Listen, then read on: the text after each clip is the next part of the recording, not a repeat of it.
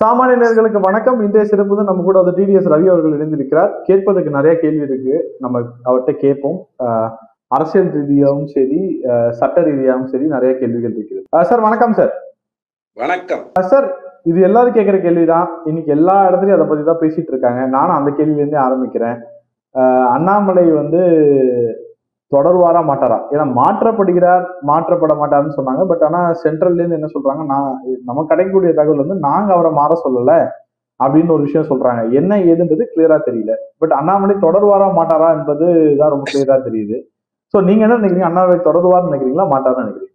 மூணே வரியில அதை சொல்லிடலாம். ஒண்ணு, அண்ணாமலைக்கு அதிமுகவோட கூட்டணி வைத்து தேர்தலை சந்திச்சே ஆகணும் அப்படிங்கிற நிர்பந்தம் இருப்பதாக எனக்கு தெரியல. ரெண்டாவது, அப்படி ஒரு கூட்டணி வந்ததுன்னா கூட்டணியோட முடிவு மத்திய அரசு தான், தட் இஸ் அங்கிருத்திய பார்லிமெண்டரி போர்டு தான் தேர்ந்தெடுக்குங்கிறது அண்ணாமலைக்கு நல்லா தெரியும். அவர் தான் சொன்னாரு, நான் வந்து இங்க தோசை சுடுறதுக்காக வரல, நான் வந்து ஒரு மேனேஜர் இல்லை அப்படிங்கிறத அவர் ஒரு வருடம் முன்னாடி சொன்னாரு. அதுல இன்னைக்கும் அவர் வந்து தான் மேனேஜர் இல்லைங்கிறத வந்து எல்லாருக்கும் புரிய வச்சிருக்காரு. ஒரு தேசிய கட்சியில இந்த அளவுக்கு செல்வாக்கோட அவருக்கு வந்து தமிழ்நாட்டுல மட்டும் இல்ல, தென்னகத்திலேயுமே அவருக்கு வந்து நல்ல செல்வாக்கு இருக்குங்கிறத அவர் வந்து புரிய வச்சிருக்காரு. உணர்ந்திருக்காருங்கிறத விட புரிய வச்சிருக்காரு. ஆனால் இது வந்து திரும்பவும் எடப்பாடி ஐயா வந்து ஒரு கூட்டணி வைப்பாரு. அந்த கூட்டணியில அவர் ஒரு 20 சீட்டை கொடுப்பாரு, ஒரு 20 சீட்டை பாமக கொடுப்பாரு, எல்லா முடிவுகளும் அவரே எடுப்பாரு, என்ன தொகுதிகள்ங்கிறத அவரே முடிவெடுப்பாரு அப்படிங்கிற மாதிரி ஒரு நிலைமை வந்ததுன்னா அங்க வந்து பிஜேபி கண்டிப்பா ஒரு டிமாண்டை வச்சாகணும். அந்த டிமாண்ட் என்னவா இருக்கும் அப்படின்னா, ஐயா ஒரு 80 அசம்பிளி தொகுதியில நாங்க வந்து 2வது இடத்துக்கு வந்திருக்கோம். அதுல ஒரு 34 தொகுதியில வந்து 25ல இருந்து 42% வாக்குகளை நம்ம பெற்றிருக்கோம். அப்படி பெற்றிருக்கும் போது நான் ஒரு 20 சீட்ல செட்டில் ஆகணுங்கிற அவசியம் இல்லை. 3வது முறையா ஒரு கட்சி வந்து இந்தியாவில் ஆட்சி செஞ்சுட்டு இருக்கு அப்படின்னா அது பிஜேபி. உங்களுக்கு மாநிலத்துல அதிமுகவுக்குன்னு ஒரு முக்கியத்துவம் இருக்கிற அளவுக்கு தேசியத்துல, உலகத்துல பிஜேபிக்குன்னு ஒரு மரியாதை இருக்கு. அதை நான் வந்து உங்க வாசக்கதவு சின்னதா இருக்குங்கிறதுக்காக நான் குனிஞ்சிட்டு வரலாம், பட் உங்க மேதையே சின்னதா இருக்குங்கிறதுக்காக நான் முட்டி போட்டுட்டு உட்கார முடியாது அப்படிங்கிற அடிப்படையில தன்மான ரீதியாக அவர் சொல்லக்கூடிய கருத்துக்கள் நியாயமான கருத்துக்கள்.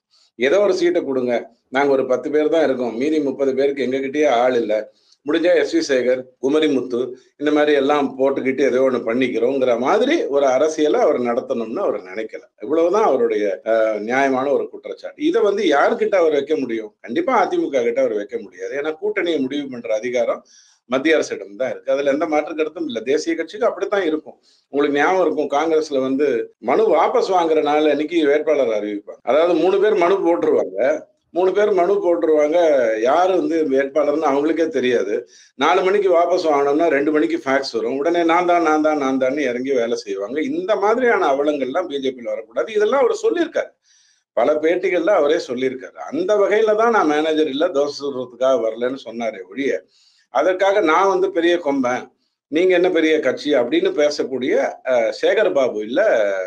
சேகர் பாபு கூட ஸ்க்ரூ பண்ணாதான் பேசுவார், சும்மாலாம் போய் அவர் எதுவும் பேசிட மாட்டாரு. ஏன்னா 2 ஸ்க்ரூ இருக்கும், ஒண்ணு துர்காமா ஒரு ஸ்க்ரூ இருக்கும், ஒண்ணு கட்சின்னு ஒரு ஸ்க்ரூ இருக்கும். அதெல்லாம் இவருக்கு இல்லை. சோ அந்த விதத்துலதான் அவர் பேசுவார் ஒழிய, நாளைக்கு பிஜேபி வந்து அதிமுகவோட தான் கூட்டணி போக போகுது அப்படின்னு முடிவெடுத்து அதை செயல்படுத்த வேண்டிய வேலையில தான் அவர் சொல்ல போறாரு. அவர் பலமுறை சொல்லியிருக்காரு, எனக்கு எந்த கட்சியின் மேலேயும் வருத்தங்கள் இல்லை. அப்ப நீ தற்குறின்னு சொன்னீங்க அப்படின்னு கேட்பீங்க. தற்குறின்னு நான் ஏன் சொன்னேன், அதுக்கு முன்னாடி அவர் என்ன சொன்னாருன்னு பாருங்க. சிவி சண்முகத்தெல்லாம் விட்டு பேச விட்டீங்கன்னா நான் வந்து அங்க உட்காரவே முடியாது. சிவி சண்முகம்லாம் ஜெயலலிதா அம்மா இருக்கும்போது வாயை திறந்தவர் இல்லை, முனுசாமி எல்லாம் பேசியவரே இல்லை. அதற்காக அவங்க எல்லாம் தவறான ஆட்கள்னு அர்த்தம் இல்லை. அதிமுகவுக்குன்னு ஒரு செல்வாக்கு இருக்கு அப்படிங்கிறத அவர் உணர்த்துறாரு. நானும் நீங்களும் புரிஞ்சுக்க வேண்டியது என்ன அப்படின்னு சொன்னா, அதிமுக ஆஃப்டர் ஜெயலலிதா அப்படிங்கிற ஆங்கிள் இருந்து பார்த்தா அதனுடைய ஒரிஜினல் பொசிஷனுக்கு வருது. ஒரிஜினல் பொசிஷன்னா என்னன்னா, அதிமுக தொண்டன் தான் அங்க இருக்கக்கூடிய ஒரு அற்புதம். அந்த அந்த தொண்டனுக்கு இரட்டை இலை இருக்கு. அந்த தொண்டனுக்கு எம்ஜிஆர் அவர்களும் ஜெயலலிதா அம்மாவும் எடப்பாடி அவர்களும் தலைவர்களாக இருந்திருக்காங்க அப்படின்னு தொண்டனுக்கு தான், அந்த ரசிகனுக்கு மரியாதை கொடுத்துதான் எம்ஜிஆர் கட்சியே தொடங்கினார். இல்லைன்னா அவர் அரசியலுக்கு வரணுங்கிற எண்ணமே அவருக்கு இருந்ததில்லை. ஜெயலலிதா அம்மா வந்த போதும் நேரடியா மக்களிடம் தான் பேசி கொண்டிருந்தாங்க. சோ அந்த அதிமுக தொண்டனுக்குன்னு ஒரு மரியாதை இருக்குல்ல, அவன் திமுகவை தீய சக்தின்னு நினைக்கிறான் பாருங்க, அந்த தொண்டன் கண்டிப்பாக ஒருங்கிணையணும். கட்சி ஒருங்கிணைகிறதெல்லாம் இங்க முக்கியமே கிடையாது. எடப்பாடி யாரை வச்சுக்கணும், யாரை சேர்த்துக்க மாட்டேன்னு சொல்லணும், எல்லா உரிமையும் அவருக்கு தான் இருக்கு அப்படிங்கறதெல்லாம் உணர்ந்து பேசக்கூடிய ஒரு மனிதர் இவர அண்ணாமலையை பொறுத்த வரைக்கும். இன்னொன்னு சொல்றேன், ஒரு இல்ல எஃப்ஐஆர் சார், அது எழுதுறது அது இல்ல நான் இந்த இடத்துல குறுக்க வரேன், தப்பா நினைக்காதீங்க. அண்ணாமலைக்கும் எடப்பாடி அவர்களுக்குமே அந்த ராப்போ வந்து டே ஒன்லேயே அது சரியில்லை. ஏன்னா வந்து அண்ணாமலை அவர்கள் வந்து சந்திக்கக்கூடிய முதல் தேர்தல் வந்து உள்ளாட்சி தேர்தல். அதுல வந்து லாஸ்ட் மினிட்ல வந்து எடப்பாடி வந்து டிச் பண்ணார் ஆனா பிஜேபி. அது எல்லாருக்குமே தெரிஞ்ச விஷயம். 1 வீக் டைம்ல வந்து 43% கேண்டிடேட்டை போட்டு அண்ணாமலை அவர்கள் வந்து அவசரமா அந்த தேர்தலை சந்திச்சாங்க. அதற்கான ஒரு இம்பாக்ட் இருந்தது. இன்ஃபேக்ட் அதுதான் ஒரு ஃபர்ஸ்ட் ரீடிங்கா இருந்தது கிரவுண்ட்ல. இந்த மாதிரி ஒரு சுச்சுவேஷன்ல வந்து இவங்க 2 பேரும் வந்து கரெக்டா போறாங்க, கரெக்டா போல அப்படின்றது. இங்க பிரச்சனையே எடப்பாடி தான் நினைக்கிறேன் சார். பிரச்சனை வந்து பாஜகவும் கிடையாது, அதிமுகவும் கிடையாது, அமித்ஷாவும் கிடையாது. பட் பிரிங்கிங் எடப்பாடி தான் இங்க ப்ராப்ளமா இருக்கும். இல்ல அப்படி அப்படி பேசக்கூடாது. அது ரொம்ப தவறான ஒரு விஷயம். ஒரு கட்சியின் பொதுச் செயலாளர் அந்த கட்சியில சின்ன லெவல்ல இருந்து மேல வந்திருக்காரு. சேவல் சின்னத்துல ஜெயிச்ச ஒரு மனிதர். இவங்க எல்லாரும் பேசக்கூடிய விதத்துல நாம வந்து எடப்பாடியை சிறுமைப்படுத்திடக் கூடாது. அது ரொம்ப சிம்பிளான, யாரா இருந்தாலும் அவர் சிறுமைப்படுத்தணுங்கிற நோக்கம் இருந்தாலும் இல்லாட்டியும் நம்ம சொல்கின்ற வார்த்தைகளை கவனம் இருக்கணும். நீங்க சொல்ற உள்ளாட்சி தேர்தலுக்கு முன்னாடியே வேலூர்லயும் இன்னொரு தொகுதியிலையும் பாராளுமன்ற எலெக்ஷன் தள்ளி வைக்கப்பட்டு நடந்ததா இல்லையா? அப்ப அந்த இடத்துல நீங்க வர வேண்டாம், நீங்க வராம இருந்தாதான் நல்லது அப்படின்னு சொன்னாங்க. பிஜேபி மேடைகளுக்கு வர வேண்டிய அவசியம் இல்லை அப்படிங்கறத சொன்னாங்க. அதை கேட்டுக்கிட்டு 2019 மினி சட்டமன்ற தேர்தலே வந்து இந்த தொகுதிக்குலாம் நீங்க வரவே வேண்டாம், நீங்க சும்மா உட்காந்தாலே போதும், நாங்க ஜெயிச்சிருவோம் தான் சொன்னாங்க. அதை கேட்டு நம்ம அமைதியா தான் இருந்தோம். அரசியல்ல நியாயமான ஒரு விஷயம். அதாவது இல்ல சார், 19லயும் அதை பண்றாங்க, 21லயும் அதை பண்றாங்க. சாரி 2019ல 2 முறை செய்யறாங்க. மெயின் எம்பி எலெக்ஷன் போதும் செய்யறாங்க, மினி சட்டமன்ற தேர்தல் போதும் செய்யறாங்க. அதுக்கப்புறம் வந்து வேலூர் தேர்தலையும் அவங்க செய்ய போது எல்லாருக்குமே இந்த ஒரு ஏன் இவர் இப்படி பண்றாரு, நம்ம எல்லாம் ஒரே டீம் தானே சொல்லி இந்த டீமை உடைச்சதே எடப்பாடி தானே சார். இல்ல ஒரு வரியை நம்ம விட்டுறக்கூடாது. வேலூர்ல ஏசி சண்முகம் தோத்ததுக்கு காரணம் அன்னைக்கு காலையில ட்ரிபிள் தலாக் முடிவு வருது. ட்ரிபிள் தலாக் முடிவு வந்த உடனே ஒரு இல்ல சார், நான் ஜெயிக்கிறது தோக்கிறது, நான் ஜெயிக்கிறது இல்ல நான் ஜெயிக்கிறது தோக்கிறத பத்தி இங்க பேசவே இல்லை. நான் பேசுறது என்னன்னா மதியம் தானே இல்ல எலெக்ஷனுக்கும் சார் ரொம்ப சிம்பிள் சார். அது வந்து தள்ளி வைக்கப்பட்ட எலெக்ஷன். உங்களுக்கு தெரியும், ஒரு பில்லு பாஸ் ஆகுது அப்படின்னா, இப்ப இன்னைக்கு கூட வாக் ஆஃப் போர்டோட பில்லுக்கு வந்து இன்னைக்கு ஒரு மீட்டிங் நடக்குது, நாளைக்கு பாஸ் ஆக போகுதுன்னு வந்து நம்ம பேசிட்டு இருக்கோம். இந்த நம்ம பேசக்கூடிய நேரத்துல அது இருக்கும்போது, சரி நான் ரொம்ப குறுக்க வர மாட்டேன், தப்பா நினைச்சுக்காதீங்க. நீங்க ரொம்ப குறுக்க வரன்றத தப்பா நினைச்சுக்காதீங்க. இல்ல உங்களோட விவாதிக்கிறதுல இருக்கிற மகிழ்ச்சி என்ன அப்படின்னா, விஷயம் தெரிஞ்சவங்களோட பேசும்போதுதான் லேர்னிங்கிறது வரும். நான் வந்து குறுக்கிட்டது 2 விஷயத்துக்கு தான். ஒண்ணு, அண்ணாமலை அண்ட் எடப்பாடிக்கு ரேப்போ சம்பந்தம் இல்லாம இருந்ததுன்னு நீங்க நினைச்சீங்கன்னா, இது எல்லாமே திமுக செய்கின்ற அர்த்தமற்ற கட்டுக்கதைகளை அது வந்து வெளியில விடுது. இவங்களுக்குள்ள ஒத்து வரல, இவங்களுக்குள்ள வேறுபாடு இருக்கு அப்படிங்கிறதும் அதுதான் சொல்லுது. சிறுபான்மையிடம் போய் இவங்க 2 பேரும் ஒண்ணுதான், அண்டர் கரண்ட்ல தான் வேலை செய்யறாங்கன்னு சொல்லுது. அதிமுக தொண்டன் போய் பிஜேபி ஒண்ணு சாப்பிட்டுரும், பத்தியா செங்கோட்டையன் வந்து டெல்லிக்கு போறாரு, எதுக்குங்க அவங்க அங்க டெல்லிக்கு போகணும், இங்க வந்து தானங்க நம்ம பேசணும். ஓகே, தேமுதிக அலுவலகத்துக்கு நம்ம போய் பேசிட்டு வந்தோம், அதை பத்தி மறந்துருங்க, ஆனால் அவங்கதான் அங்கிருந்து இங்க வந்து பேசணும். இப்படி எல்லாம் கட்டுக்கதைகளை எடுத்து விடுறதுங்கிற வேலையை திமுக தான் செய்யும். ஆனால் எடப்பாடிக்குன்னு ஒரு மெச்சூரிட்டி இருக்கு. அதை நான் வந்து புறந்தள்ளவே மாட்டேன். அண்ணாமலைக்குங்கிறதுக்கு ஒரு இலக்கோட மெச்சூரிட்டி இருக்கு. அந்த இலக்கு என்ன அப்படின்னு சொன்னா, திமுக இங்கிருந்து அகற்றப்பட வேண்டும், பிஜேபி இந்த இடத்துல வளர்ந்து செழிக்க வேண்டும். இவ்வளவுதான் அதுல இருக்கிற முக்கியமான ஒரு மேட்டர். நீங்க ஒண்ணு புரிஞ்சுக்கோங்க, தமிழ்நாடு மட்டும் இல்ல பிஜேபிக்கு மைய பிரச்சனையா இருக்கிறது. இந்தியா பூரா இருக்கிறதுல 5 மாநிலங்கள்ல பிஜேபியால உள்ளேயே நுழைய முடியல. பஞ்சாப்ல நுழைய முடியல, ஜார்க்கண்ட்ல நுழைய முடியல, வெஸ்ட் பெங்கால்ல நுழைய முடியல, கேரளால நுழைய முடியல, தமிழ்நாட்டுல நுழைய முடியல. ஆனால் தென்னகத்துல அதிக சீட்டுகளை பெற்ற கட்சியா கடந்த 2 தேர்தலையும் பிஜேபி தான் இருந்துகிட்டு இருக்கு. ஸோ இதெல்லாம் நிதர்சனங்கள். நாம ஒரு டிசிஷன் பேசும்போது, ஒரு விஷயம் பேசும்பொழுது மற்ற விஷயங்களை தகர்த்து விட்டு போக்கஸ்டா புறாக்கண்ணை நோக்கி பேசணும். புறாக்கண்ணை நோக்கி பேசுறது அந்த போக்கஸ் இல்ல சார். அந்த போக்கஸ், சாரி சார், திருப்பியும் வரேன். நான் எப்பவுமே வரமாட்டேன், இன்னைக்கு நான் வரேன், தப்பா நினைச்சுக்காதீங்க சார். ஏன்னா வந்து இது இந்த தெளிவு வரணும்னு தான் நினைக்கிறேன் சார். அந்த போக்கஸ் வந்து சார் ரொம்ப சிம்பிளான கொஸ்டின் சார். இன்றைய நிலைமையில் எடப்பாடியும் அண்ணாமலையும் ஒரே மாதிரியா ஷேர் பண்ணுவாங்களா மாட்டாங்களா? சோனியா காந்தியும் ஷேர் பண்ணாங்களா? தேர்தலை சந்திக்கல. எந்த 2 தலைவர்கள் சேர்ந்ததுனால மட்டும்தான் தேர்தல் ஜெயிச்சதுன்னு சொல்றீங்க? ஒரு உதாரணத்துக்கு சொல்றேன், 2 பேரும் ஷேர் பண்றாங்கன்னு வச்சுக்கோங்க. அண்ணாமலை எதுக்குங்க? ஜெயலலிதாவும் எடப்பாடியும் ஒண்ணா? ஜெயலலிதாவும் எடப்பாடியும் ஒண்ணா? சோனியா காந்தியும் அண்ணாமலையும் ஒண்ணு இல்ல. நான் அப்படி ஒண்ணுலயே வரலைங்க அந்த அண்ணாமலை விவாதத்துக்குள்ள. நீங்க கம்பேர் பண்றதா அது ரெண்டும் ஒண்ணு இல்ல. நான் ஆனா மெயினா இப்போ ஒரு விஷயத்துக்கு சொல்றேன். ஐயா அண்ணாமலை மேடைக்கே வரமாட்டாரு ஐயா. அதிமுகவோட கூட்டணி வைக்கணும். மோடி வருவார் அப்படின்னு வச்சுப்போம். மோடியும் எடப்பாடியும் ஒரு மேடையில இருக்காங்க. இவர் நேட்டு வேணும்னுவாரு, இவர் நேட்டு வேண்டான்னுவாரு. இவர் மும்மொழி கொள்கை வேணும்னுவாரு, இவர் மும்மொழி கொள்கை வேணான்னுவாரு. இவர் வக்ஃப் போர்டு தான் முஸ்லிம்களுக்கு நல்லதுன்னு பேசுவாரு. அதெல்லாம் இல்லைங்க அப்படின்னு இவர் பேசுவார். பாலஸ்தீனத்தை நான் இப்படிதான் டீல் பண்ணுவேன்னு மோடி பேசுவாரு. ஐயோ அங்க ஹமாஸ் தீவிரவாதிகள் எல்லாம் ரொம்ப முக்கியமானவர்கள்னு இவங்க பேசுவாங்க. 53 கட்சியை கூப்பிடுறாங்க. 48 கட்சி எந்த ஒரு எண்ணமும் இல்லாமல் சிந்தையும் இல்லாம அந்த மீட்டிங்ல போய் கலந்துக்குது. இவங்க 2 பேரும் எப்படிங்க ஒரே மீட்டிங்ல ஒரே மேடையில பேச முடியும்? ஆனா நான் கொஞ்சம் தமாஷா சொல்றேன்னு நினைச்சுக்கோங்க. ஸ்டாலின் ஐயாவும் எடப்பாடி ஐயாவும் ஒரே மேடையில இருந்தா அற்புதமா இருக்கும். இவரும் ஆமானுவார், அவரும் ஆமானுவார். இவரும் மாமானுவார், அவரும் மாமானுவார். இவரும் சித்தப்பானுவார், அவரும் சித்தப்பானுவார். அதுதான் சார் இங்க அண்ணாமலைக்கு ப்ராப்ளமா இருக்கு. அதுதான் இங்க அண்ணாமலைக்கு ப்ராப்ளமா இருக்கு. வாக்குக்கு மட்டும் இல்ல இல்ல தமிழகருக்கு ப்ராப்ளமா இருக்கு. அண்ணாமலை ப்ராப்ளமா இருக்கு, தமிழகருக்கு ப்ராப்ளமா இருக்கு, பிஜேபி ப்ராப்ளமா இருக்கு. என்னவென்றால் ஒரு இடத்துலயுமே சிங்கால திமுக எதிர்ப்பு வாக்குகளை வைத்து மட்டும் அரசியல் செஞ்சுட்டு இருக்காங்க. அந்த திமுக எதிர்ப்பு வாக்குகளை அண்ணாமலை வாங்க வேண்டும் என்று நினைக்கிறார், தனித்து நின்று வாங்க வேண்டும் என்று நினைக்கிறார். இந்த பாயிண்ட்ல தான் வந்து இது. ஆனா 2024 தனியா நின்றாங்க. அதற்கான ரிசல்ட் வந்துதான்னு கேட்டா எஸ், டைல்யூட் ஆன்டி மோடின்ற விஷயத்த வந்து டைல்யூட் பண்ணி பாசிட்டிவ் மோடியா வச்சு ஒரு ஓட் பர்சன்டேஜ் எடுத்துட்டு வந்திருக்காங்க. அது இல்லவே இல்லைன்னு சொல்ல, இதுக்கு மேல் பிஜேபி நோட்டா பார்ட்டி என்று யாராலையுமே சொல்ல முடியாது. இந்த நோட்டா பார்ட்டி, ஒரு booth party, 2 booth party, nothing to BJP has become a very important player in Tamil Nadu. அந்த லெவலுக்கு கொண்டு வந்துட்டாரு. இப்பொழுது இந்த மெகா கூட்டணி அமையும் போது அண்ணாமலை இல்லை. அதாவது BJP plus ADMK plus PMK plus DMDK அமையும் போது மைனஸ் அண்ணாமலை அப்படின்னு ஒண்ணு தலைமையில அண்ணாமலைன்னு இருக்கும்போது இது பெரிய செட்பேக் தானே சார் அலையன்ஸ்க்கு. அலையன்ஸ் அண்ணாமலைன்ற ஒரு விஷயம் வருது இல்ல. அப்ப நான் உங்களுக்கு 3 சிச்சுவேஷன் சொல்றேன். எது நல்லதா இருக்குன்னு நீங்க சொல்லுங்க. ஃபர்ஸ்ட் சிச்சுவேஷன், நீங்க கேட்ட கேள்விக்கு நான் முதல்ல சொன்ன பதில். 80 சீட்டை ஃபோக்கஸ் பண்ணுவோம். நாமளும் பாமகவும் வாசனும் ஜான் பாண்டியனும் இந்த மாதிரி இருக்க ஓபிஎஸும் டிடிவியும் நாம வந்து ஒரு கூட்டணியை அமைச்சுப்போம்.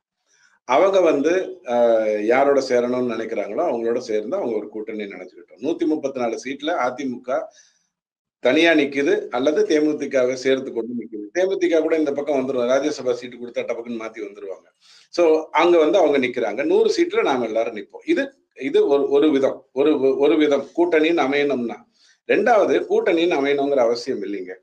திமுகவும் பல்லக்க தூக்கிகளும் ஒரு கூட்டணியில இருக்கட்டும். அதிமுக, தாவேக, விசிக ஒரு கூட்டணியில இருக்கட்டும். சீமான், பாஜக இவங்க எல்லாரும் சேர்ந்து ஒரு 80 சீட்டை மட்டும் ஃபோக்கஸ் பண்ணட்டும். இது 2வது சிச்சுவேஷன். இந்த 3 பேர் 3 முக்கோணமாவே இருக்குது. ஆதரவு வாக்குகள் எல்லாம் விஜய் பிரிப்பாரு, அதிமுக எதிர் வாக்குகளை பிரிக்கும். ஆனா இவங்க 2 பேருக்கும் இந்த திராவிடத்திற்கான எதிர் வாக்குகளை பிஜேபி பிரிக்கும். இந்த 80 இடத்துல நாங்க ஸ்ட்ராங்கா இருக்கோம், நாங்க பண்ணிட்டு போறோம். சிம்பிளா முடிஞ்சு போயிருமா? முடியாதா? இதுக்கு முன்னாடி நடந்ததா இல்லையான்னு கேட்டா, எம்ஜிஆர் ஐயா காலத்திலிருந்து சென்னையில வந்து வெற்றி பெற்றதே இல்லை. ஜெயலலிதா அம்மா மட்டும்தான் வெற்றி பெற்றாங்க. நான் சொல்றது சென்னை 2011 அப்பாற்பட்ட ஜஸ்ட் 2011ல மட்டும்தான் அடிச்சாங்க. அதுக்கு முன்னாடி அடிச்சதே கிடையாது. உண்மைதான். சோ அந்த இடத்துல எல்லாம் சீட்டை வந்து காங்கிரஸுக்கோ அல்லது பாமகவுக்கோ அல்லது தேமுதிகவுக்கோ கொடுத்துட்டு நீங்க ஒரு எலெக்ஷனை ஃபேஸ் பண்ணீங்களா இல்லையா? சென்னையை புறந்தள்ளிட்டா உட்காந்தீங்க? அப்படி கிடையாது, ஃபேஸ் பண்ணீங்க. அந்த இடத்தில் தான் அண்ணாமலை வந்து சென்னையில நடந்த ஒரு 5 சென்னையை சுற்றி நடந்த ஒரு 5 தொகுதிகள்ல அண்ணாமலை செகண்ட் பொசிஷனுக்கு வராரு. சோ நான் என்ன சொல்றேன், 134 100ன்னு பிரிச்சுக்கிட்டு ஒரு ஏற்பாடு பண்ணலாம். இல்லையா ஐயா, நீங்க தாவேகா விசிகா ஒரு கூட்டணி வச்சுக்கோங்க, இவங்க திமுக பல்லக்கு தூக்கிகள் ஒரு கூட்டணி வச்சுக்கட்டும், சீமான் பாஜக இவங்க எல்லாம் சேர்ந்து 80 சீட்டை மட்டும் ஃபோக்கஸ் பண்ணட்டும். இது 2வது விதமான டிஸ்கஷன். ஆனால் 3வது ஒண்ணு இருக்கு. முடிஞ்சதுன்னா அதை நடக்குமான்னு யோசிச்சு பாருங்க. நடக்குமான்னு நீங்க யோசிக்கிறதுக்கு முன்னாடி செய்யற வித்தையை தான் பிஜேபி எப்போதுமே செய்யும். பாஜக, விஜய், சீமான், அதிமுக இது ஒரு கூட்டணி. வாய்ப்பு இருக்கா? வாய்ப்புகள் இருக்கு. அதுக்கு அண்ணாமலை பாஜக இல்ல, பாஜக விஜய் சீமான் பாமக அதிமுக 4 பேருமே ஒரு விஷயத்த சொல்லிட்டாங்க. 4 பேருமே ஒரு விஷயம். அதுதானே சென்ட்ரல் சொல்றாங்க. டிஃபீட் டிஎம்கேன்னு ஒரு அம்பர்லாக்குள்ள ஏடிஎம்கே வந்து ஒரு இடத்துல இருக்கட்டும், மிச்சம் எந்தெந்த கட்சி வந்தாலும் நம்ம வந்து சீட் அட்ஜஸ்ட்மெண்ட்ஸ் பண்ணி நிக்கலாம். சோ எப்படி வந்து ஒரு சைட்ல வந்து சொல்றாங்களோ திமுக அலையன்ஸ் இருக்கும். அண்ட் திமுக அலையன்ஸோட முக்கிய ஃபார்முலா என்ன? மோடி வேண்டாம். இந்திய அலையன்ஸோட முக்கியமான ஃபார்முலா என்ன? மோடி வேண்டாம். இங்க ஸ்டாலின் வேண்டாம்னு சொல்லி ஒரு கூட்டமைப்பை உருவாக்க வேண்டும் தான் நினைக்கிறாங்க. இப்படி பிரிஞ்சு பிரிஞ்சு பிரிஞ்சு அதான் மூணாவது ஆப்ஷன் தான் சொன்னேன். இப்ப சீமான் பாஜகவோட சேராம இருக்கிறதுக்கு வாய்ப்பு இருக்கான்னு கேட்டா 53 பேர் கட்சி போன போது 5 கட்சி போகல, அதுல ஒருத்தர் சீமான். கரெக்டா? இப்ப விஜய் வந்து இந்த கூட்டணிக்குள்ள வராரு அப்படின்னு சொன்னா ஒரு மெகா கூட்டணி அமைக்கிறவங்க, நீங்க எப்படி இந்தி கூட்டணி அமைச்சு மோடியை விரட்டணும்னு நினைச்சீங்களோ நாங்க வந்து இங்க திமுகவை விரட்டணும்னு நினைக்கிறோம் சொன்னா நடக்காதா? ஆக ஆப்ஷன்ஸ் 1000 இருக்கு. ஆப்ஷன்ஸை முடிவு பண்ண வேண்டிய வேலை மத்திய அரசு, தட் இஸ் பார்லிமெண்டரி போர்டு கிட்ட மட்டும்தான் இருக்கு, வேற யாருக்கிட்டையும் இல்லை. அண்ணாமலை எல்லாத்துக்குமே ஓகேன்னு பண்ண போறாரு. ஆனா எதை அவர் ஓகே பண்ண மாட்டாரு, ஓகே பண்ண கூடாது அப்படின்னு ஒவ்வொருத்தரும், ஏன் அதிமுகவை சார்ந்தவர்களே, ஏன் செங்கோட்டையனே சொல்லுவாரு அது என்ன அப்படின்னா, உனக்கு ஒரு 20 சீட்டு கொடுக்குறேன், நீ ஒரு வாரமா போய் நின்றுக்க, நீ ஒரு தேசிய கட்சி, அதெல்லாம் பத்தி ஒன்றும் கவலை இல்லை, நீ தான் 3 மாட்டியும் ஆண்டுட்டு இருக்க, அதை பத்தி எல்லாம் எங்களுக்கு ஒன்றும் கவலை இல்லை, 5 மாநிலத்துலதான் நீ இல்லை, நான் ஒரே ஒரு மாநிலம் கும்டி புண்டியை தாண்டல, இருந்தாலும் நான் தான் வந்து இத்தனை நிப்பேன், நீ 20 நிப்பேன்னு சொன்னா எந்திரிச்சு கிளம்பி போங்க, முடிஞ்சா தண்ணியை குடிச்சிட்டு போங்கன்னு சொல்றது நாகரிகமான ஒரு விஷயம். அதை மட்டும்தான் அண்ணாமலை எம்பசைஸ் பண்றாரு. நிறைய பேர் விவாதத்துல கூட பேசும்போது சொல்றாங்க, அண்ணாமலை எழுதி கொடுப்பாராம், அதை அமித்ஷா ஒத்துக்கணுமா அப்படிங்கிற மாதிரி கேட்கிறாங்க. ஆமா, அண்ணாமலை தான் எழுதி கொடுக்கணும், தமிழ்நாட்டுல என்ன நடக்குதுன்னு அவர் தான் சொல்லணும். எடியூரப்பா பேச்ச கேட்டுட்டு கர்நாடகால தப்பு பண்ணல, எடியூரப்பா பேச்ச கேட்டுட்டு கர்நாடகால தப்பு பண்ணல, எப்படியுமே அது தோற்கக்கூடிய பொசிஷன்ல தான் இருந்தது. 30 வருடமா 5 மாத்தி ஓட்டு போட்டுட்டு இருக்கிற முட்டாள்தனத்தை கர்நாடகா பண்ணிட்டு இருந்தது. ஆனால் ஒரு அறிவாளியா என்ன பண்ணும், சட்டசபைக்கு எப்படி ஓட்டு போட்டாலும் மத்திய அரசு பாராளுமன்ற தேர்தலுக்கு ஒழுக்கமா ஓட்டு போடும், அப்படித்தான் இருந்தது. அங்க எடியூரப்பா பேச்ச கேட்டுட்டு அழியலையா? ஆக ஒரு பேச்சை கேட்டால் அது அழிந்து விடும் அப்படின்னு சொன்னாலும், பேச்சை கேட்டால் அது வளர்ந்து விடும்னு சொன்னாலும், முடிவெடுக்கிற அதிகாரம் பிஜேபிக்கு தான் இருக்கு. சோ அண்ணாமலை தன்னுடைய ஃபேக்ட்ஸை எடுத்து வைக்கிறாரு. இவரை விட ஊழலை அழகாக எக்ஸ்போஸ் பண்ணக்கூடிய, ஊழல் அழகாகனா என்ன, நச்சுன டு த பாயிண்ட். இந்த 1000 கோடி ஊழல் பேசுறாங்க இல்லையா, இந்த 1000 கோடி ஊழல் அண்ணாமலை தவிர வேற யாராவது டீல் பண்ணியிருந்தா 40,000 கோடி, 60,000 கோடி, 1,00,000 கோடின்னு சொல்லி பேசிட்டு ஊத்தி மூடி இருப்பாங்க. அழகா பாட்டில், ஸ்டிக்கரு, லேபிள், மூடி, இதுக்கு கணக்கு, இந்த பக்கம் விற்பனைக்கு கணக்கு, 1000 கோடிக்கான ஊழல்னு பதிவு பண்றாங்க. இப்படி பாயிண்டடா திங்க் பண்ணி ஊழலை எதிர்க்கணுங்கிற ஒரு வெறி எண்ணம் எனக்கு தெரிஞ்சு தமிழக வரலாற்றிலேயே, எம்ஜிஆர் வந்து ஊழலை பற்றி பேசினாருன்னு சொல்லுவாங்க. எம்ஜிஆர் ஊழலை பற்றி பேசினாலும் திமுகவை அழிக்கணும்னு அவர் நினைக்கவே இல்லை. அவர் நினைச்சிருந்தாருன்னா இன்னைக்கு தமிழ்நாடு எங்கேயோ நல்லா இருந்திருக்கும். அப்படி நினைக்கவே இல்லை. அவருக்கு ஒரு வாஞ்சை இருந்தது திமுக மேல. ஜெயலலிதாக்கு அப்படி இல்லை. ஜெயலலிதாக்கு வந்து இவங்க வந்து திமுகவுடைய ஊழல் பேசுறதுக்குள்ள அவங்க வந்து சசிகலா அண்ட் தினகரன் அப்படிங்கிற அடிப்படையில பேச தொடங்கி இந்த கல்யாணம் அப்படி இப்படின்னு சொல்லி சிதைஞ்சு போச்சு. இவருக்கு எதுவுமே கிடையாது. Is so focused. இந்த இடத்துல வானவில் வந்துதான் அந்த இடத்துல மழை பெய்ய போகுது அப்படிங்கிற அடிப்படையில அண்ணாமலை செயல்படுறார். ஸோ அவரை மாத்திக்க சொல்றதோ அல்லது குறைத்து கொள்ள சொல்றதோ ரொம்ப தப்பு. அதுக்காக அவருடைய அடித்தளத்திலேயே கை வைக்கிறது. நாளைக்கு வந்து என்டிஏ கூட்டணின்னா தமிழ்நாட்டை பொறுத்த வரைக்கும் அதிமுக தலைமையில தான் நடக்கணும். அதுல எந்த மாற்று கருத்தும் இல்லை. யார் அதை மறுதளிக்க போறாங்க? இங்கதான் பிரச்சனை வருது சார். நீங்க சொல்ற ஒரு விஷயம் இருக்குல்ல, என்டிஏ கூட்டணி வந்து அதிமுக தலைமையில் இருக்க வேண்டும்ன்றத, அந்த பாயிண்ட்ல தான் வந்து அண்ணாமலை அவர்களுக்கு வந்து ஒரு டிஃபரன்ஸ் ஆஃப் ஒப்பீனியன் இருக்கு நான் நினைக்கிறேன். ஏன்னா அந்த பிரஸ் மீட் போகும்போது அவன் சொன்னது வந்து என்னன்னா, நான் முன்ன சொன்னதுதான் இன்னைக்கும் சொல்றேன், நான் சொன்னா கூட இருப்பேன் அப்படின்னு சொன்னா. ஏன்னா அவர் என்ன நினைக்கிறாருன்னா, அதிமுக கூட்டணி வந்தா திருப்பி இந்த கூட்டணி அரசியல் செய்யும் போது நம்மளுடைய வாக்கு சதவீதம் வந்து பாதிக்கும், ஆர் நம்மளுடைய வளர்ச்சி பாதிக்கும் அப்படின்றது அவர் பர்சனல் ஒப்பீனியனா இருக்கும் அந்த இடத்துல, அப்படின்றது ஒரு கேள்வியா இருக்குல்ல சார்? இல்ல, நான் திரும்பவும் சொல்றேன், யூபிஏன்னு பேர் வைக்கிறாங்க சோனியா காந்தி அம்மா 2004 அந்த கூட்டணிக்கு. இங்கிருந்து இவர் வந்து அந்த பேரை டெமோக்ராட்டிக் பிஏ அப்படின்னு சொல்றாரு. இவர் நம்ம கருணாநிதி ஐயா பேர் எப்படி வச்சா என்ன? என்டிஏ கூட்டணின்னு நான் இந்தியா பூரா சொல்லிக்கிறேன், அதிமுக கூட்டணின்னு என்டிஏல அதிமுக தலைமையில் கூட்டணின்னு நீங்க தமிழ்நாட்டில் சொல்லுங்க, அதுதானே நியாயம். அதிமுகவுக்குன்னு ஒரு மரியாதை இருக்கு, அவங்களுக்குன்னு பெரிய பாரம்பரியம் இருக்குல்ல. ஆனால் அவங்க திரும்ப பங்காளிகளாகவே செயல்படுகின்ற அந்த ரூட்டை மட்டும்தான் நான் வெளியில எடுக்கணும். அவங்க வந்து இன்னும் அவங்களுடைய எக்ஸ்டென்ட் என்னன்னு தெரியல. பிஜேபி வளர்ந்துருக்குங்கிறது உங்களுக்கு புரியல. இதை இப்படியே அமைக்கிட முடியும். பச்சையா சொல்லட்டுமா, அப்துல் கலாமை இருமொழி கொள்கை தான் உருவாக்கிச்சுன்னு ஒரு முட்டாள் சொன்னான் அப்படின்னா நான் அவங்ககிட்ட என்ன கேட்கணும், ஐயா ஒரு வருடமும் 4 லட்சம் பேர் பாஸ் பண்றாங்க, எத்தனை கலாமை நீ வந்து உருவாக்கினேன்னு சொல்லு, நான் கேட்டுக்கிறேன். சோ அவன் பேசும்போது அது அறிவாளித்தனமா தான் சொல்லுவான். நாங்க வந்து விண்வெளிக்கு அப்படி பண்ணிட்டோம், அது பண்ணோம், இங்க பண்ணோம், அங்க இருக்கோம், இங்க இருக்கோம். 4 லட்சம் பேருடைய நிலைமையை சொல்லு. அப்படின்னு நான் கேட்பேன். ரெண்டாவது என்ன கேட்பேன், நீ இருமொழி கொள்கைங்கிறது ஏழைகளுக்கு மட்டும் வச்சிருக்கியா, அது தப்பு, தமிழ்நாடு பூரா வையின்னு சொல்லுவேன். இப்படி பாயிண்டனா பேசக்கூடிய வேலையை அண்ணாமலை செய்யறாரு. அதனாலதான் அவரிடம் காலையில மத்தியானம் ராத்திரின்னு பேட்டி எடுக்கிறதுக்கு எல்லாரும் போறாங்க. அவர்கிட்ட பதில் சொல்றாங்க. மற்ற பிஜேபி தலைவர்களை பாருங்க, ஒண்ணும் வேண்டாங்க. விஜய் ஒரு டயலாக் சொல்லியிருக்காரு. மோடிஜி தமிழகம்னா உங்களுக்கு ஏன் ஜி அலர்ஜி, இவ்வளவுதான் அவர் கேட்டார். இதுக்கு நான் கவுண்டர் கொடுக்குறேன் பாருன்னு ஒரு தலைவர் வந்து உட்கார்றாங்க. 20 மைக்கு 10,000 ரூபாய் செலவு, அவங்க ஒரு பேட்டியை கொடுக்குறாங்க. இப்படியா ஒரு அரசியல் செய்யணும்? இந்த அரசியலுக்காக நம்ம வந்திருக்கோம் அப்படிங்கிறத புரிஞ்சுக்கிட்டு அண்ணாமலை பேசுறாரு. பாயிண்டடா கேள்வி கேட்டா தெள்ள தெளிவா பதில் சொல்றாரு. எதை பற்றி கேட்டாலும் சொல்றாரு. அது டான்ஸ்டைனா இருக்கட்டும் அல்லது விண்வெளியா இருக்கட்டும், எதை பற்றி பேசுவதாக இருந்தாலும் புரிந்து கொண்டு பேசுகிறார். அவரை நீங்க விரட்டுவீங்கிறது நியாயமான ஒரு விஷயம். ஏன்னா அறிவாளி இருந்தா உங்களுக்கு பொறுக்காது. ஒண்ணும் வேணாங்க, ரொம்ப சூப்பரா ஒரு சின்ன டீவியேஷனுக்காக சொல்றேன், தப்பா நினைச்சிடாதீங்க. தன்னை மிகப்பெரிய பேரழகின்னு நினைச்சிட்டு இருக்கிற பொண்ணுக்கு பக்கத்துல எல்லாருமே சுமாரா இருக்கிறவங்களை வச்சுக்கிறதுங்கிறது வந்து ஒரு ஹாபிச்சுவேஷனாவே இருக்கும். ஏன்னா இவன் அழகி, அதுல ஒண்ணும் மாற்றுக்கிறது இல்லை. ஆனா இங்க இருந்து கம்பேர் பண்ணா நான் இன்னும் அழகியா தெரிவேன் அப்படிங்கிற மாதிரி முட்டாள்கள் பக்கத்திலேயே, நான் கம்பாரிசனுக்காக சொன்ன, ஒப்பீடுக்காக சொல்லல, அதாவது 1 to 1 ஒப்பீடு பண்ணல. அறிவாளிகளே இருக்கக்கூடாதுன்னு நினைக்கிற முதலாளி உருட்டதா சரித்திரம் இல்லை. என் செக்ரட்டரி என்னை விட அறிவாளி, என்னுடைய பிஏ என்னை விட அறிவாளி அப்படின்னு எந்த முதலாளி நினைக்கிறானோ அவன் தான் உருப்பிடுவான். அந்த மாதிரி அண்ணாமலை தன்னை சுற்றி நிறைய பேரை வச்சிருக்காரு, ஒரு பெரிய டீம் வச்சிருக்காரு, ஒழுக்கமா வேலை செய்யறாரு, எல்லாரையும் மதிச்சுதான் பதில் சொல்றாரு. பட் அவர்கிட்ட போய் அறிவு கட்டத்தனமா கேள்வி கேட்டீங்கன்னா இவ்வளவுக்குதான் பதில் சொல்ல முடியும். சீரியஸா பேசிட்டு இருக்காரு, சீரியஸா ஒரு பேட்டியில பதில் கேட்டுட்டு இருக்காரு. நீங்க இந்த மாதிரி மறுசீரமைப்பு பத்தி பேசிட்டு இருக்கீங்க, இருமொழியை பத்தி பேசிட்டு இருக்கீங்க, சீரியஸா பேசுறாரு. அப்போ ஒரு ஊபி என்ன பண்றான், உத்தரப்பிரதேஷ்காரன் தான், அவன் என்ன கேட்கிறான், விஜய் பேசியதை பற்றி நீங்கள் என்ன நினைக்கிறீர்கள் அப்படிங்கிறான். அவர் என்னங்க பதில் சொல்லுவாரு, இடுப்பு கிள்ளிட்டு இருந்தவன் தானேன்னு சொல்லிட்டு போயிட்டாரு. இளையராஜாட்ட அப்படித்தான், அவர் ஒரு வேலையை செஞ்சுட்டு தண்ணியில, இந்த கோவிட் டைம்ல ஒரு இடத்துல போய் வேலை செஞ்சுட்டு வெளில வர்றாரு. அவர்கிட்ட ஒரு முட்டாள் கேள்வி கேட்கிறான், சார் சிம்புவுடைய பீப் சாங் பத்தி நீங்க என்ன நினைக்கிறீங்க அப்படின்னா. இளையராஜா உடனே என்ன கேட்டாரு, உனக்கு அறிவு இருக்கான்னு கேட்டாரு. நான் எதுக்காக இங்க வந்திருக்கேன், நீ என்ன பேசுற? சோ இது வந்து அராஜகம், இது வந்து தான் தோன்றித்தனம் நீங்க சொல்லுவீங்கன்னா மன்னிச்சுக்கோங்க, அதுக்கான வாய்ப்புகள் இல்லை. அண்ணாமலை இஸ் an எக்ஸலண்ட் தலைவர். சார், நிறைவு கட்டுறதுக்கு வந்துட்டோம்.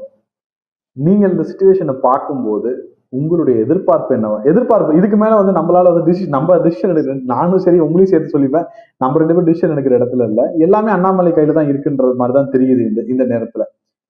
இந்த 26 எந்த மாதிரி கூட்டணி அமைய வேண்டும், அண்ணாமலை எப்படி இருக்க வேண்டும் என்று நீங்க என்னுடைய உங்களுடைய ஆசை என்னவா இருக்கணும்னா, எவனோடைய கூட்டணி சேர்ந்துட்டு போங்க, நீங்க அழிக்க நினைங்க, அழிக்காம போங்க.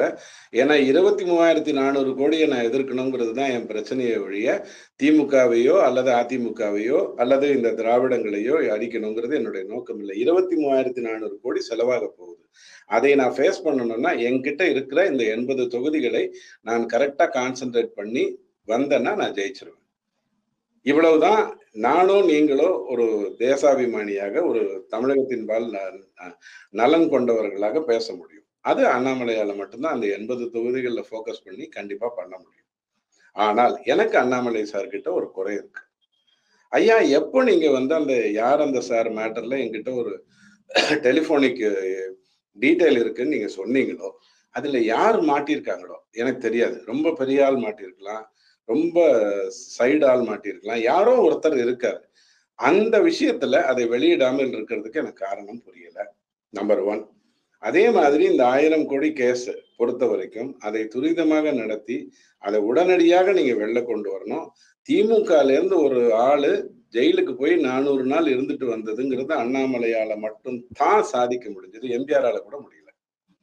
ஏன்னா எம்ஜிஆருக்கு ஒரு வாஞ்சை இருந்தது, இங்கிருந்து ஒரு நட்பு இருந்தது. ஏன்னா அவர் அதிலேயே வளர்ந்து வந்தவர். அவரை நீங்க என்ன திடீர்னு என்ன சொல்லிட்டு போயிருவீங்க? கூட்டு குடும்பத்துல வளர்ந்தவனை கூட்டு போய் நீங்க வந்து பாக்ஸ் மேஷோல சினிமா போட்டீங்கன்னா 3 மணி நேரம் முடிஞ்சோடனே வீட்டுக்கு தான் போவான். அப்படித்தான் எம்ஜிஆர் இருந்தாரு. ஆனால் 2வது எனக்கு இருக்கக்கூடிய வருத்தம் என்ன அப்படின்னு சொன்னா, இந்த 1000 கோடி ரூபாய் ஊழலை நீங்க சந்தி சிரிக்க வைங்க. இந்த யார் அந்த சார் மேட்டரை தயவு செஞ்சு வெளியில சொல்லி அந்த ஒரு நியாயத்தை கொண்டு வாங்க. எல்லாத்தையுமே ஒரு விவாதமாக மாறிவிட்டு அது அப்படியே அமுங்குது அப்படின்னு சொன்னா மக்களுக்கு நம்பிக்கை போய்விடும். அப்ப இவங்களை பிடிக்க முடிஞ்சுதா, திமுக ஒரு நாள் ஒழிக்க முடிஞ்சுதா அப்படின்னுவாங்க. எனக்கு ரஜினி டயலாக் தான் ஞாபகம் வருது. இலங்கையில ஒரு விவாதம் நடந்துட்டு, ஒரு போர் நடந்துட்டு இருக்கு. இங்க வந்து ஒரு போராட்டம் நடத்துறாங்க. கர்நாடகாவை பார்த்து ரஜினி என்ன கேட்கிறாரு, ஏங்க விடுதலை புலிய உங்களால 40 வருஷமா அடக்க முடியலையே, அப்ப அவன் பக்கம் ஏதோ ஒரு நியாயம் இருக்குன்னு அர்த்தம் இருக்கா இல்லையான்னு கேட்டார். இந்த கேள்வியை இன்னைக்கு நீங்க ஒரு விவாதமா வைங்க, 4 மணி நேரம் பேச முடியும். விடுதலை புலியை ரஜினி ஆதரிக்கலாமா, விடுதலை புலிகள் சரியா அப்படிலாம். ஆனால் அவர் கேட்ட கேள்விக்கு பின்னாடி இருந்த ஒரு நியாயத்தை பாருங்க. 40 வருடங்களாக அங்க வந்து அவங்க இருக்காங்க. அவங்கள உங்களால அழிக்க முடியலன்னா அவங்க பக்கம் ஏதோ ஒரு நியாயம் இருக்கா இல்லையான்னு கேட்டார். அந்த மாதிரி நான் திரும்ப கேட்கிறேன். 40 வருடங்களா 60 வருடங்களாக திமுகல இருந்து ஒருத்தர் உள்ள போட முடியல, நீங்க தான் அனுப்பிச்சீங்க. இன்னும் 3 பேர அனுப்புறதுக்கான எல்லா உதவியும் பண்ணீங்க. இன்னும் 6 பேர் லிஸ்ட்ல இருக்காங்க. பட் எங்கேயாவது ஒரு இடத்துல 11 வருடங்களாக ஆட்சி செய்கின்ற பிஜேபி திமுகங்கிறத சேரத்தாழ 9 அடி ஆழத்துல புதைச்சிட முடியும்.